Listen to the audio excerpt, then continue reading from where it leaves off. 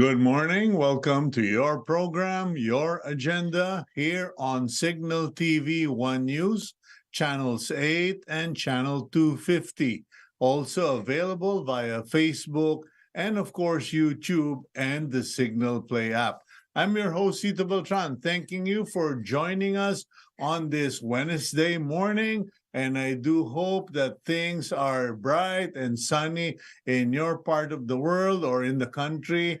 And for those of you wondering about the date, it is August 23, 2023, and it's a Wednesday.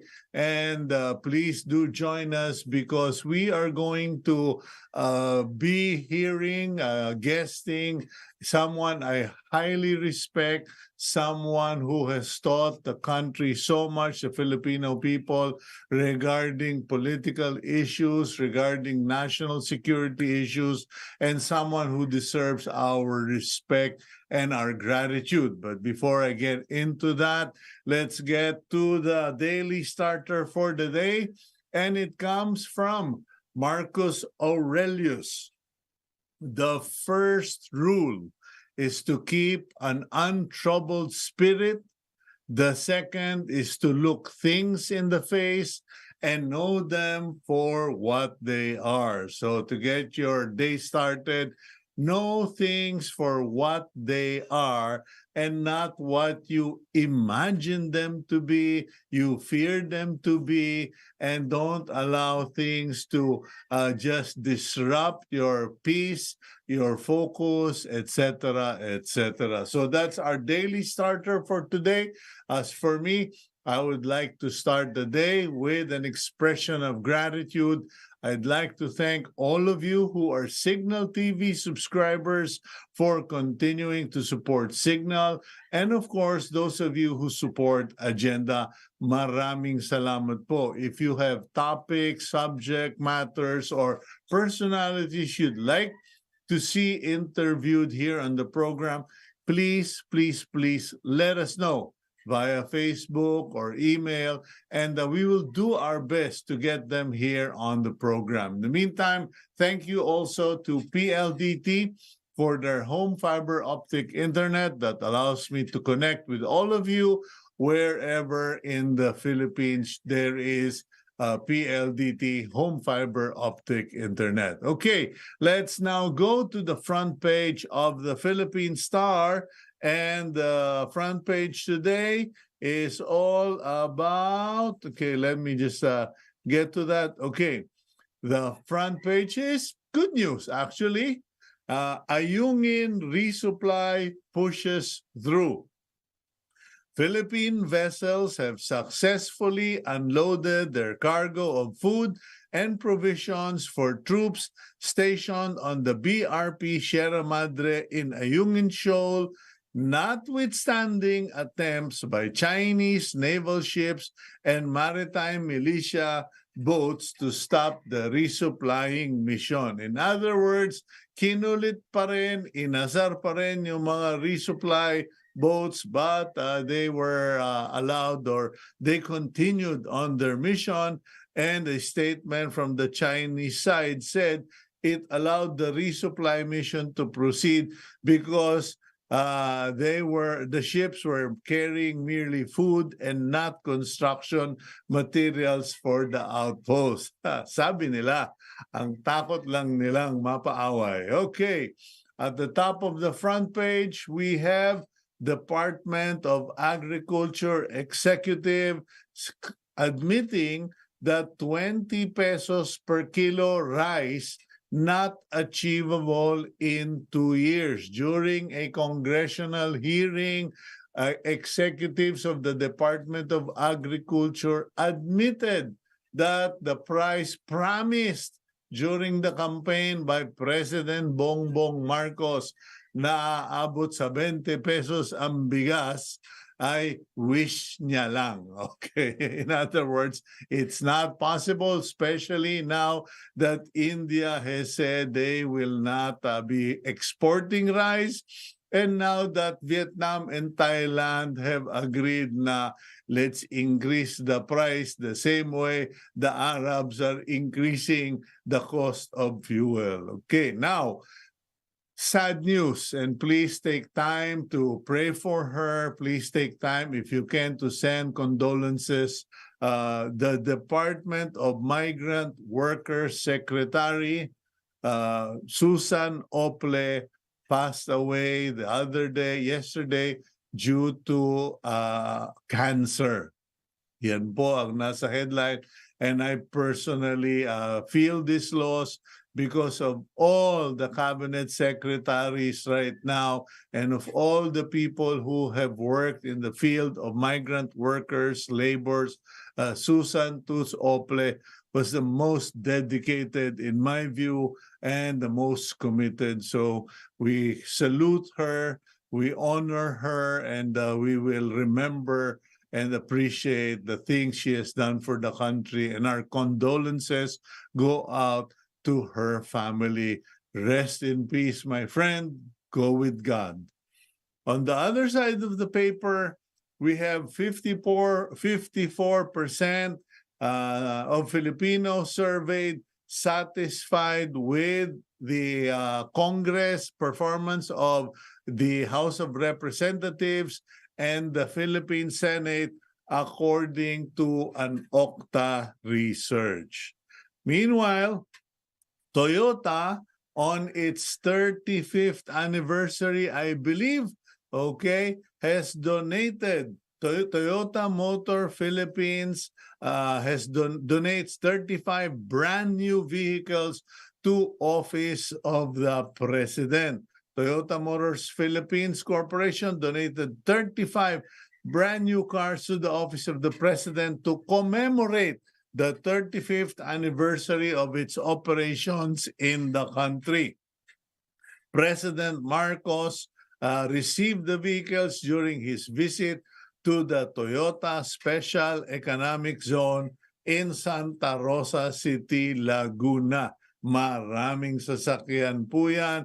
May High Ace Ambulance, merong Light Ace, Innova, Vios, Light Ace Cargo, Yaris, etc., etc. Thank you, Toyota. We hope that those vehicles will be used and will last long at the office of the President. Meanwhile, the U.S. side, or the United States, clarified Philippines was not excluded from the South China Sea trilateral drills. There was no exclusionary purpose in the Philippines not getting invited to the U.S., Japan, and Australian naval exercise in the South China Sea. Washington clarified, we certainly do exercises with the Philippines. I don't think that there was an exclusionary purpose here. It's just simply a trilateral exercise, according to Washington Deputy Pentagon Press Secretary Sabrina Singh. Okay, so hindi po inisnab, hindi initsapwera. The Philippines was simply not part of the trilateral. Kumbaga, sila lang yung nagplano just for themselves. Okay. Meanwhile, center photo of the Philippine Star is a parang reenactment of the Iwo Jima flag raising, but in this case, Philippine Marines and a member of the Australian Defense Force raises a Philippine flag during the Philippine-Australian exercise called Alon 2023 at the Punta Baja in Rizal, Palawan, last August 21. The exercise involved coordinated air, land, and sea actions to simulate realistic combat scenarios, enhancing the forces' preparedness and operational readiness. So, ayan medyo puro about security, etc. Sad news. Second Pinoy fatality confirmed in Maui fire. The Department of Foreign Affairs confirmed the second Filipino casualty in the devastating wildfires that swept through the Hawaiian island of Maui. Identified the casualty as 76-year-old Rodolfo Rocutan, who recently renewed his passport at the consulate. So yun po, malungkot man, talagang nangyari po yun at marami ang namatay because of the wildfire. Excuse me. Meanwhile, the Department of Tourism is eyeing 600,000 tourists for FIBA World Cup, according to Secretary Cristina Frasco, who said that the figure includes both foreign and domestic visitors. On the regional news, Thaksin, okay, if you remember, this gentleman, former Thai leader Thaksin Shinawatra, returned from 15 years in exile yesterday, returned to Bangkok and was immediately jailed to fulfill his 8-year prison sentence, but he is, of course, going to appeal it. So, and last but not the least, we have a photo of the Samahang Basketball ng Pilipinas hosting a welcome dinner for the FIBA Central Board, okay, at the Ayuntamiento de Manila the other night ahead of the opening of the 2023 FIBA Basketball World Cup. In the photo, from left, FIBA executives members Ingo Wise, SBP Chairman Emeritus Manuel B. Pangilinan, Speaker Martin Romualdez, FIBA President Hamane Niang, and SBP President Alfredo Panlilio. Okay, so that's the final piece of news on today's front page, August 23, 2023. It's a Wednesday. Huwag niyo pong tatayaan yan sa loto. Samaya, sabihin nyo dahil sa agenda. Anyway, like I said, we have a special guest this morning. So, Gab, okay, we will go for a quick break. And when we are ready, we will roll out the video.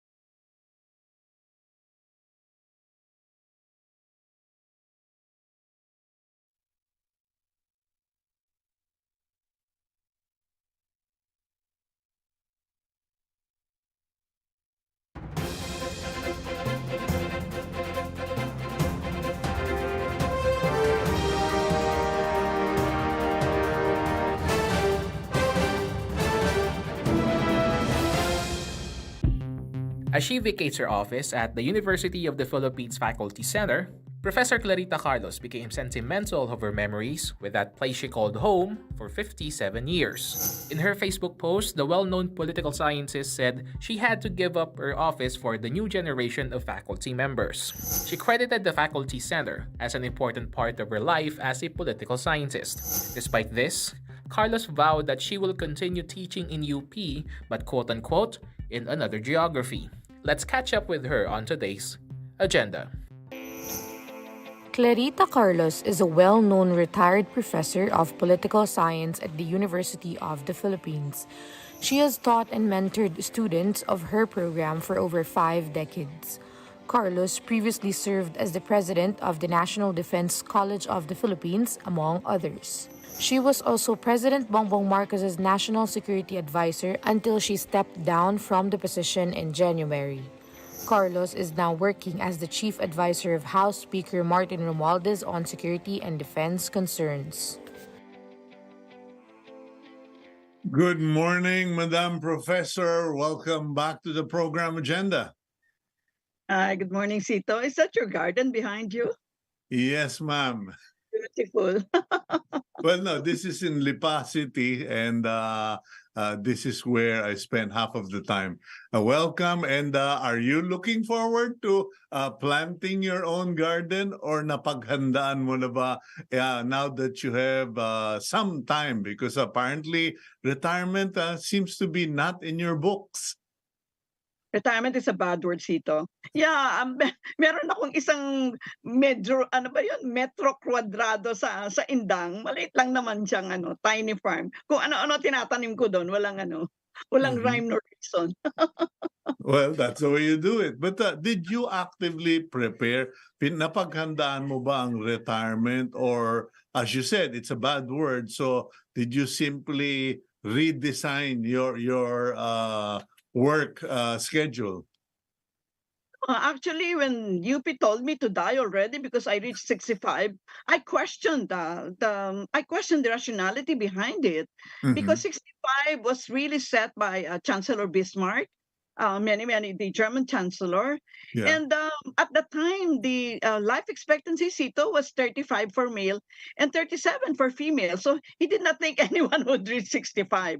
So I said, for God's sake, why will UP ask me to mandatorily retire when I hit 65? That was like, how long ago was that? That was 2011, di ba? So, but Yes. I continued teaching as a professorial lecturer until the pandemic struck, and I didn't want to teach online. Yeah. Okay, so you say retirement is a bad word.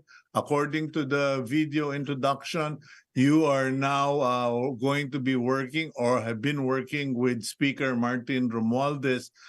Can I cut to the chase and ask you what's your agenda by working with the Speaker of the House of Representatives? Okay, a little bit of history. When the president met with me in mid-January to tell me a certain situation which made my position as national security advisor already untenable, immediately I gave him the solution to the challenge confronting him. I said, Mr. President, I think I said it 20,000 times. Let me just resign and to solve to solve the forces that are buffeting you. And the president said, no, we need your expertise in the government and like that, and offered me quite a number of things, which I rejected them all. Okay, but then Speaker Martin was there in the meeting, and he said, there's a think tank in the Congress, and you might want to go there. Because, Sito, I'm basically a scholar. I mean, I don't like to administer any agency of the government. You know me. I mean, your dad knows me also as I'm just a scholar, And so that's where I was supposed to be, but I found out it's headed by a tenured person who is also my student. Sabi ko, ba't ko naman siya papalitan, Sito? So they created this, to continue my work in the security and defense sector, they created this office now as Chief Policy Advisor to Martin. So yung, di ba, NSA, sa executive ako, ngayon, ang work ko naman nasa legislature, which is much more, how would I call it, much more challenging. Dami kasing there's so many moving parts. So I continue with my work, and this time my principal is Martin Romualdez. Okay, that which is why I asked what is your agenda, because the working with the Speaker of the House gives you opportunity to influence, direct, or somehow orchestrate these multiple areas of concern. So, do you already have a outline of what is our what are our biggest problems, and what is your priority, or what you would suggest Speaker Romualdez prioritize? Yes, it's 21 pages, and our time is Let, not enough. But just let's go for it. the highlight would be, Zito, first you have to restructure the security sector would be all law enforcement agencies and their attached agencies. First is to restructure the AFP. It was designed during the Commonwealth period of the American occupation, 1935.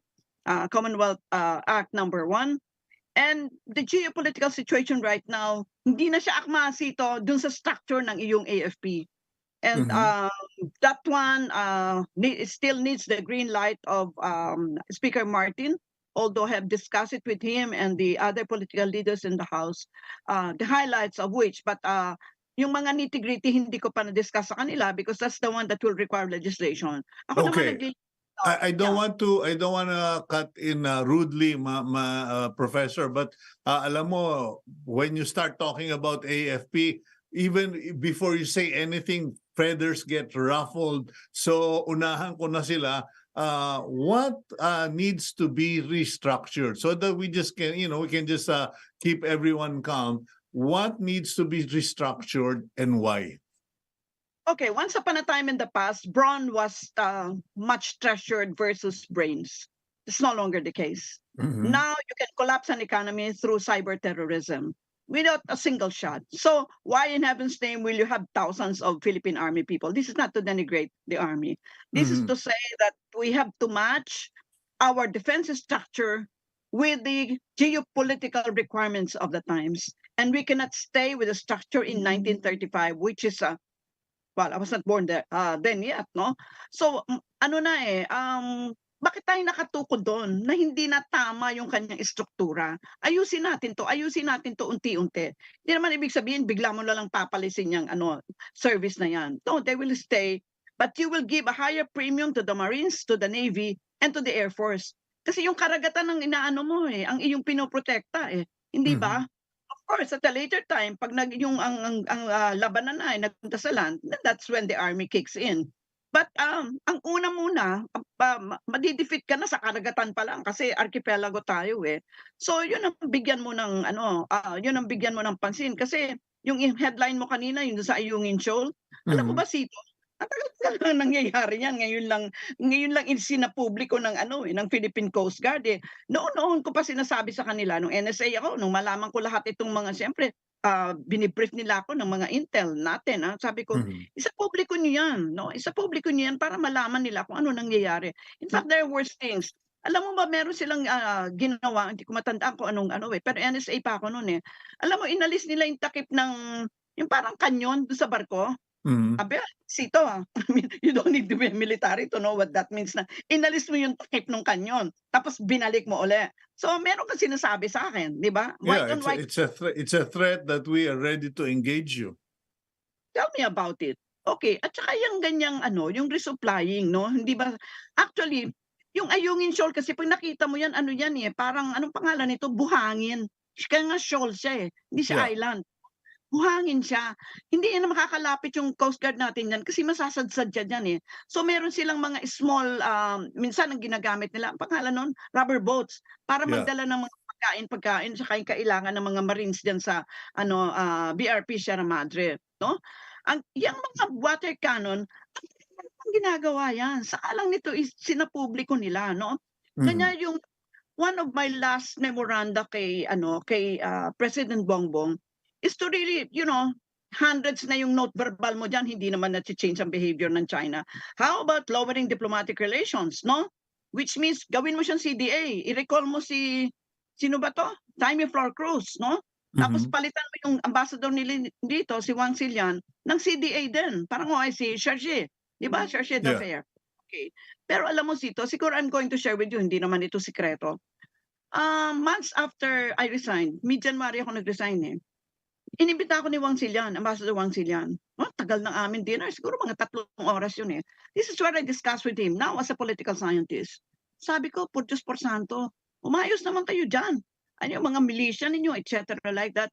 Kayo yung nag-ano, eh, nagtulak kay Bongbong to go to the arms of the Americans and enhance the MDT." Eh, yun, EDCA sites, di ba? At Hmm. alam mo, discuss ko sa kanya, common fishing grounds, yung ginagawa kong libro on the need for a regulatory regional fishing agreement, yun para magiging regulatory framework siya.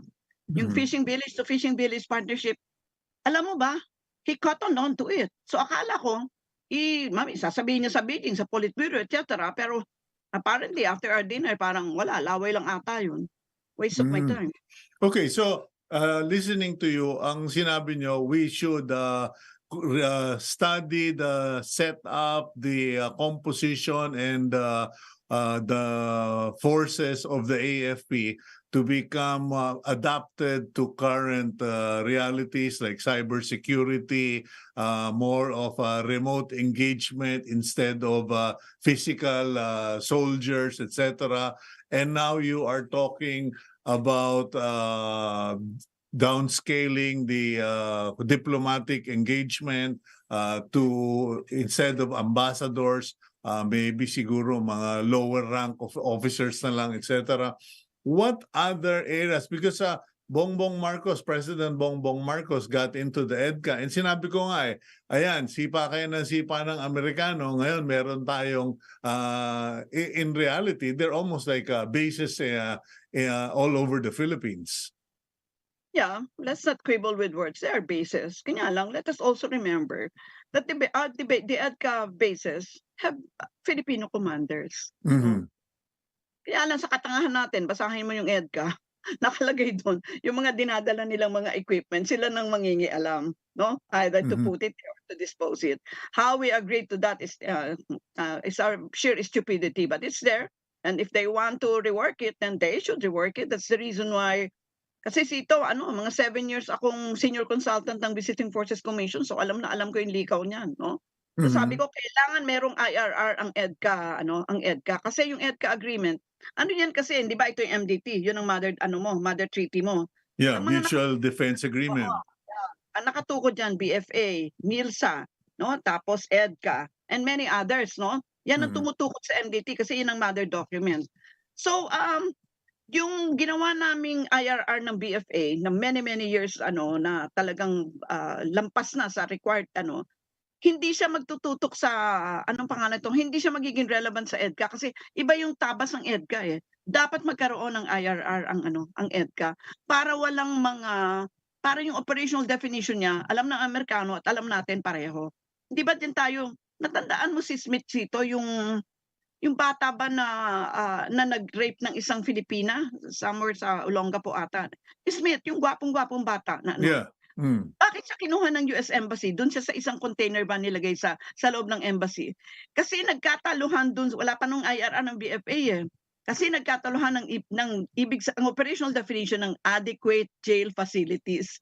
I mean, alam mo Yeah. naman yung jail Yeah. facilities natin, biglang in-invoke ng Amerikano na palagay mo ba adequate yan? Talo Mhm. tayo. Yeah, This is the but meaning of IRR.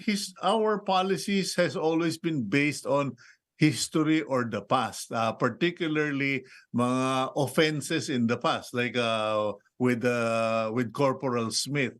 But are you worried that EDCA could be used as an excuse where whoever, not necessarily China, someone might say, meron state of aggression na yung ginagawa ninyo dyan, you're already ramping up forward positions, etc. To be fair, President Bongbong already categorically said that the EDCA bases will not be used as a staging of points for any actions of the United States of America. Hindi niya pwedeng hilahin yung paa natin yan. Our legs cannot be pulled into the wars of America. And also, to add, Bongbong keeps on declaring repeatedly that Taiwan is a province of China. So naman kinalaman natin diyan, no? So, Mhm. pero Sito siguro dagdag ko, ewan ko kung nandun ata sa film clip mo, hindi ko nakita eh. Pero kagabi nanonood ako nung Trilateral Security Pact among US, Japan, and South Korea. Sabi ko, teka, ba't hindi nyo kami sinama sa usapan diyan? Di ba? Parang nagtatanong ng Sito. Ako nagtatanong ako. Well, but that's an interesting point because it's the same thing that happened with drills conducted by Australia, by the US, and ano ba yung third country recently.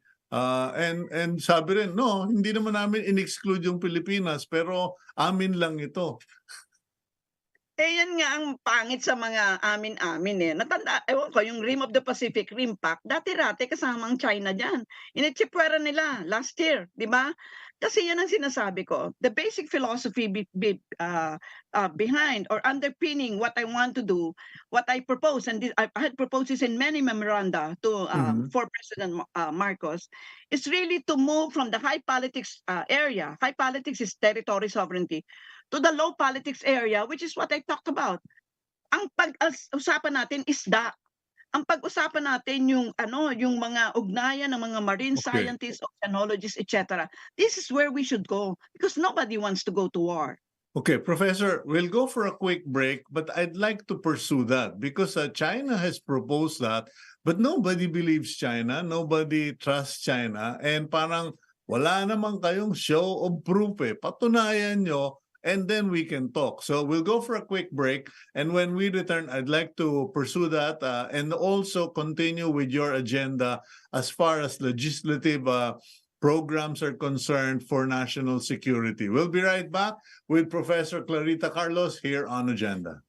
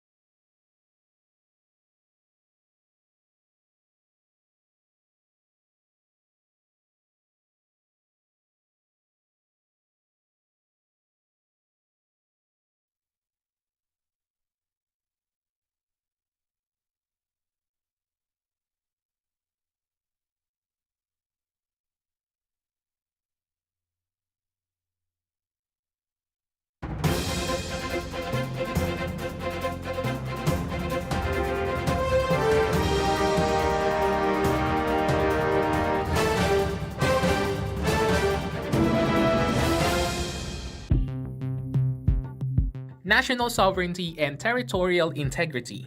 These two have been identified as the main guiding principles of President Bongbong Marcos' national security policy in the next 5 years of his administration. Marcos recently issued Executive Order 37 adopting the NSP 2023 to 2028, crafted by the National Security Council. This comes at the time of tensions in the West Philippine Sea. Officials says the NSP was crafted by the agency in line with Marcos' vision for a free, united, secure, and prosperous Philippines. He added that the policy will also provide the guidelines for addressing the country's national security needs and concerns in the next 5 years. But the question stands, will this be enough to attain national sovereignty and territorial integrity? Let's discuss that further on today's agenda. Okay, welcome back, Professor Clarita Carlos. Professor, you were talking about your view that we should engage China and other players in economic, human relations, coordination, cooperation, instead of, high politics or heads of states and countries basically snarling at each other and making threats. Now, how does the 5-year national security program align with what you're suggesting? Well, first of all, I have not read what that EO looks like, but we have oodles of these kinds of document, and I really don't know where they're going. I just read one highlight, which is in the papers, which said that we have to deal with national security issue holistically. Hello? Contribution, bagong contribution ba yan? We've been doing that for God's sake for 1,000 years. Okay, what I'm saying is, to repeat, you've been doing the same thing and you're not changing the behavior of China, then you have to shift gear. You move from the high politics issue of territory sovereignty, mamamatay na tayong lahat, hindi natin mariresolve yan because you cannot divide the seas. It is one ocean and one ecology. And then let us move into something which we can agree upon. Correct. You mentioned the keyword cooperation, coordination, collaboration. And that is when we talk about fish. After all, it's about food security. Di pwedeng yung pinapanganak sa Palawan tapos kinakain naman doon sa jurisdiction ng ibang bansa na nakikipag-agawan sa atin. Parang wala man lang tayo isang galunggong. Alam mo, ano ba yung shared prosperity ni Xi Jinping nila? Ito ba laway lang o dapat lagyan mo siya ng beef? Hindi ba sinabi mo kanina before the break, Cito? Asan ba yung beef na mga sinasabi ninyo? Parang ang daming hindi nakakakuha ng memo, no? Pero siguro idagdag ko na at this point. Nung NSA ako, Cito, siyempre researcher ako, nagkalkal ako ng ano ba yung mga legal framework nito. Na-discover ko, merong MOA between the Chinese Coast Guard and the Philippine Coast Guard. And that MOA was supposed to be an active one during the time of Duterte na nag-exchange sila Beijing, Manila, Beijing, Manila. Time na ng Beijing na siya mag-host. Hindi ninyo i-enhance yan.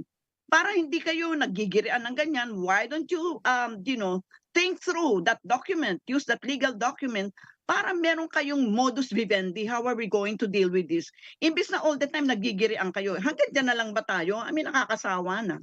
How do you go about it? Is this head of state to head of state, ambassador to ambassador, AFP to Chinese for military officials, or Coast Guard to Coast Guard muna? Yeah, white to white. Coast Guard to Coast Guard muna. Kasi wag mong i-involve yung Navy kasi war na yan. Coast Guard to Coast Guard, total may legal document ka na, pakialaman mo na yun. Meron ka ng legal framework Then, lagyan mo na ng nitty-gritty yun. At, you pay attention to that because that will decide the rules of engagement between the Chinese Coast Guard and the Philippine Coast Guard. Yun naman dalawang nag-aaway kasi the moment papasukin mo yung blue dyan, talagang gera na siya. Pero, if I may cite another example, in March 1988, ang Vietnam, di ba sa Spratlys, ang dami nag-aaway na yan, pati tayo, no? Yung mga Vietnamese, nagtanim sila ng Vietnamese flag. Ang ginawa naman ng Chinese, binunot naman yung Vietnamese flag, tinanim naman yung Chinese flag, naganyo na kung sino magtatanim ng flag. Alam mo, ang suma total, Cito, more than 100 Vietnamese were killed. Namatay. During 1988 yan, March 1988, March 14 ata, I forgot na Okay. There was a firefight. Yes, gusto ba natin magsalpukan ng ganyan? But of course, remember, parehong socialist countries yan, Vietnam and China. So, parang mas malalim yung kanilang yung kanilang socialist ideology rather than ditong bungguan nila. But gusto ba natin magkaroon ng bungguan na yon? Pero siguro, of course, Harry Roque, estudyante Mhm. natin yan, estudyante ko rin yan. Sabi ni Harry, nadinig ko siya nung isang araw, meron siya kasing parang YouTube yan, ganyan. Sabi niya, oh actually, yung Ayungin Shoal na yan, yung resupply na yan, itetest natin yung sinasabi ng Amerika. Laway ba yung sinasabi mo lang na you will come to our aid? Kasi pagka naggirian talaga, tapos nagkaroon ng talagang anuhan na yan, yung open talaga assault, and then, andyan ba yung Amerika? Ang sabi ni Harry, test natin. Yung mga sinasabi ng Amerika, laway lang yan. Kasi sa MDT, may nakalagay doon kasi maiksi lang yung dokumento na pagka meron assault sa Philippine vessel, no? Hindi lang clear kung sa contested area, kasi contested yung EEC, no? Na darating ang American, supposedly, eto yung magki-kick in yung MDT. But remember yung MDT, you have to go to the constitutional processes.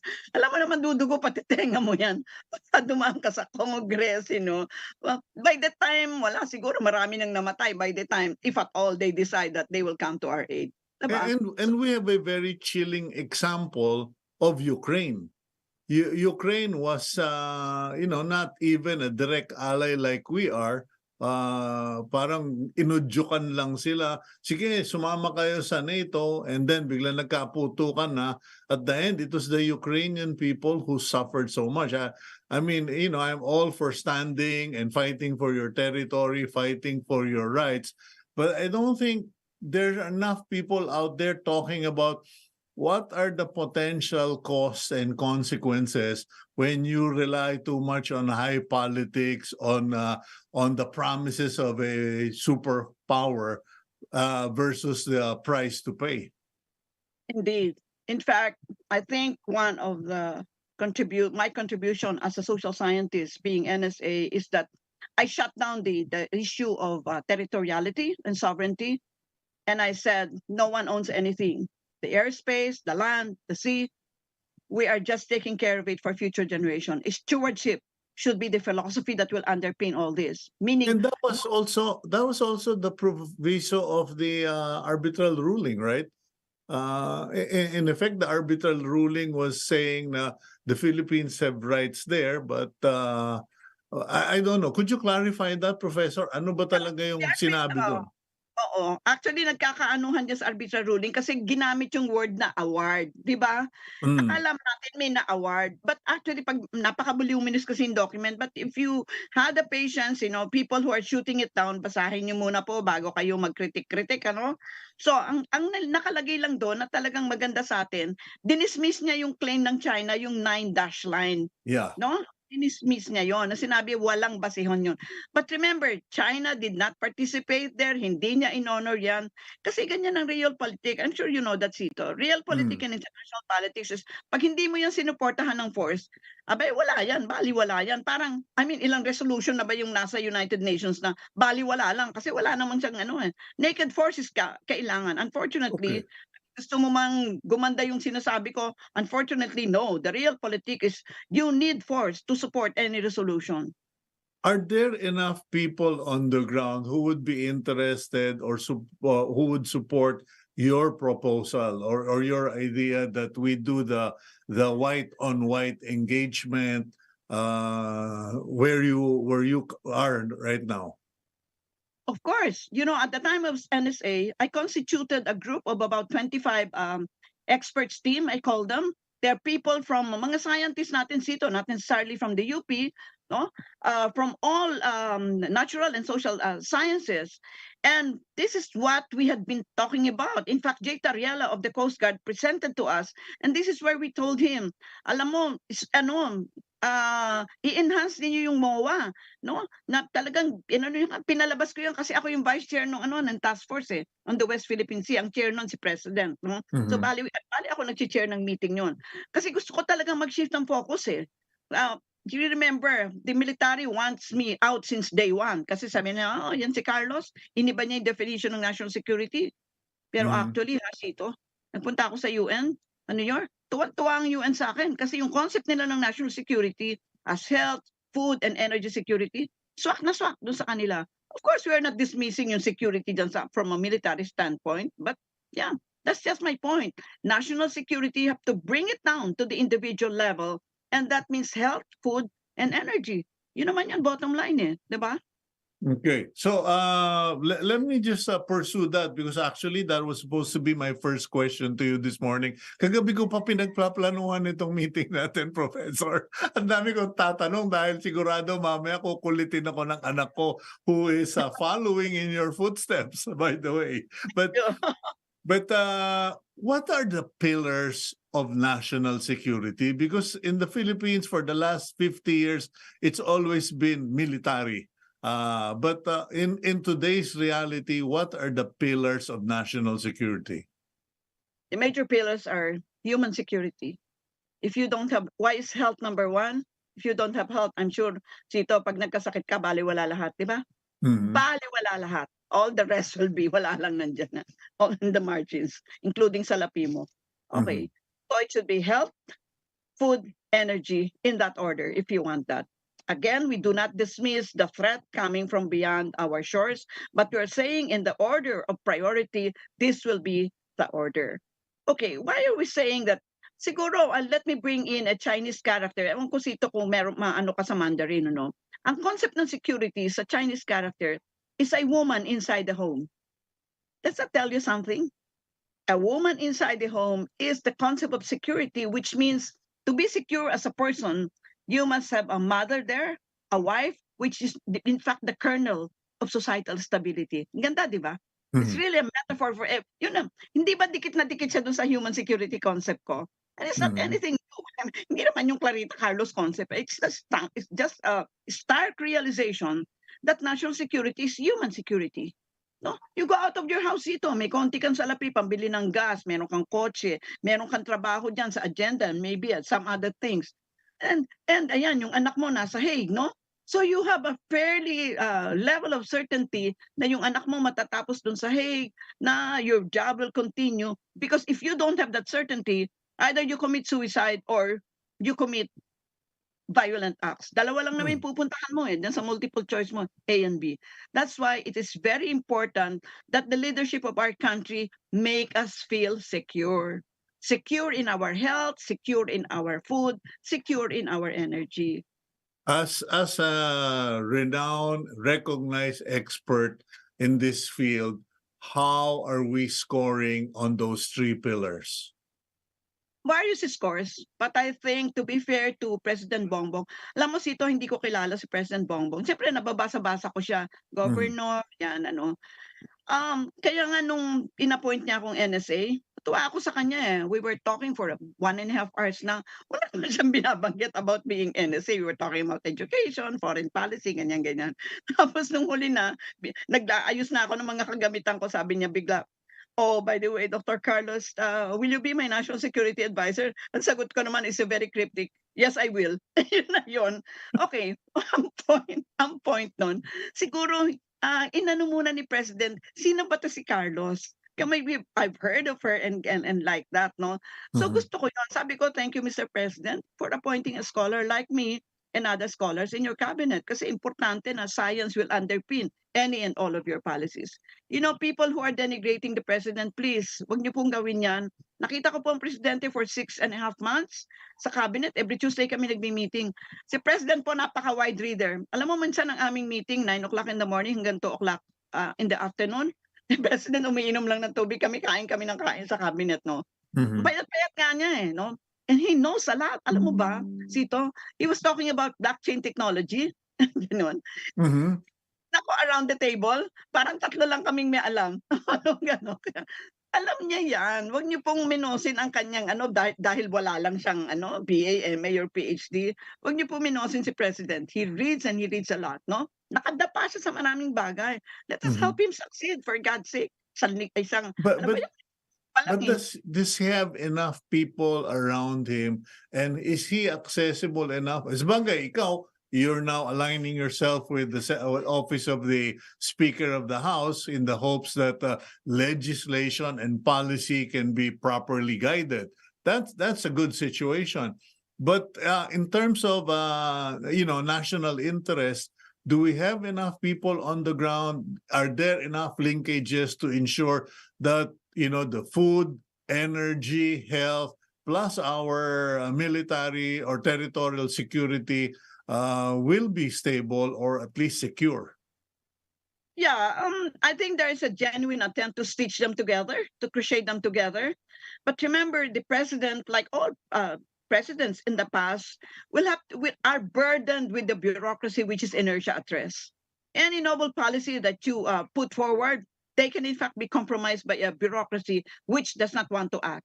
And that's the reason why, I'm sure, ewan ko kung nabanggit ko na, meron akong libro on bureaucratic reform. Isa yun sa mga niregalo ko kay President. Sabi ko, Mr. Mhm. President, total nagbanggit ka na gusto mo i-rationalize ang government natin. Ito po yung libro ko, tagal ko na pong sinulat ito, pero current pa rin 'yan, 'no? Kasi parang 2005 ko ata sinulat 'yon, 'no? But Mhm. I said, Mr. President, hindi puwedeng we cannot rationalize ourselves. No one wants to abolish himself, no? So dapat ho magkaroon kayo ng separate external agency who will undertake that.